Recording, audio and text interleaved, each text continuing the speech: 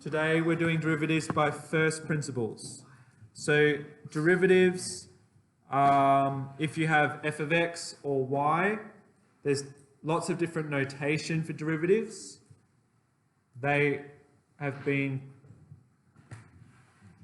discovered, I suppose, by different mathematicians. So you've heard of Newton, hopefully.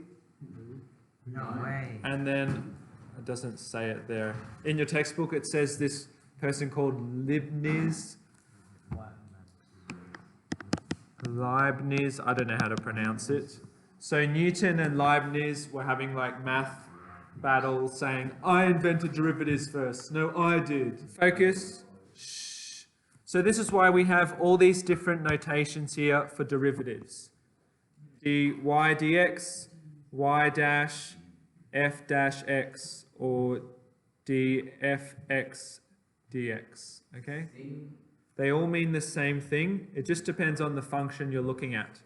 So if you have a function in terms of y, use this notation. If you have a function in terms of fx, use this notation. I'm going to do some examples to show you this notation now. So the idea, as these little changes, these little h values we talked about, approach 0, this happens, okay? So the derivative is the limit of h going to 0, and I'll show you what I mean by that in the first example. The limit as h approaches 0, okay? Where we have the function with x plus h subbed in minus the function with x subbed in divided by h. Well, let's just look at the top row first.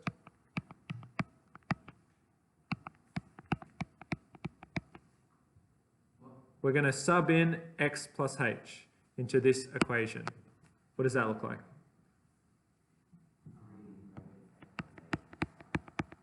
Yep, so I've just subbed in x plus h. Then I'm going to minus sub in x.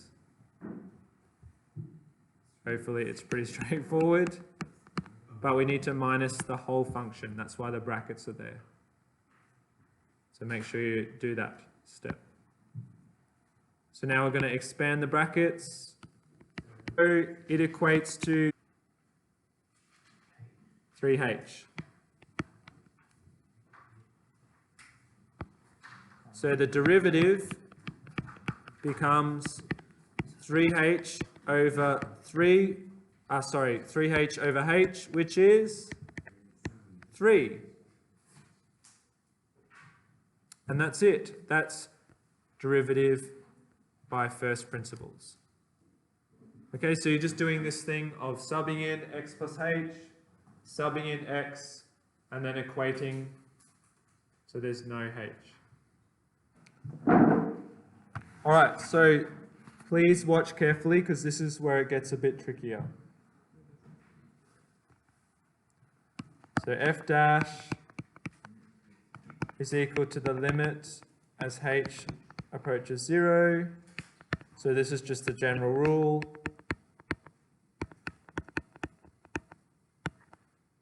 Let's do the top row first.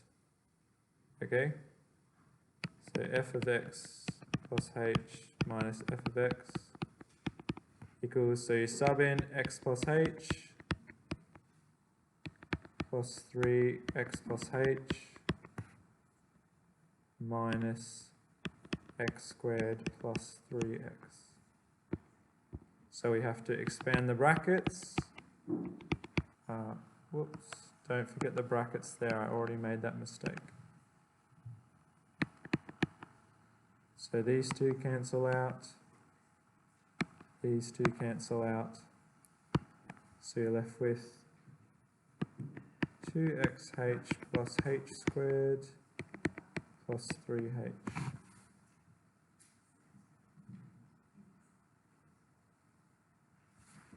Okay?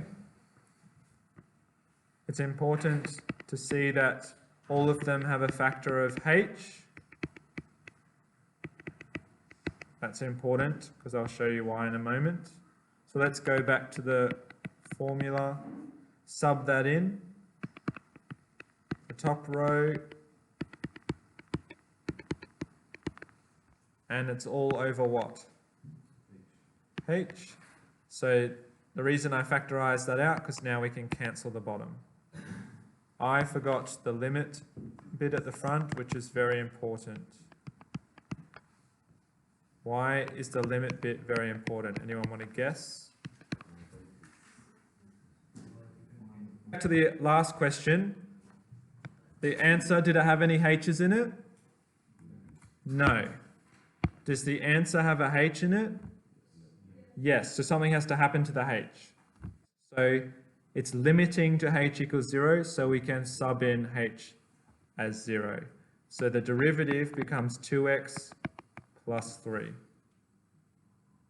Okay? Because H is approaching 0.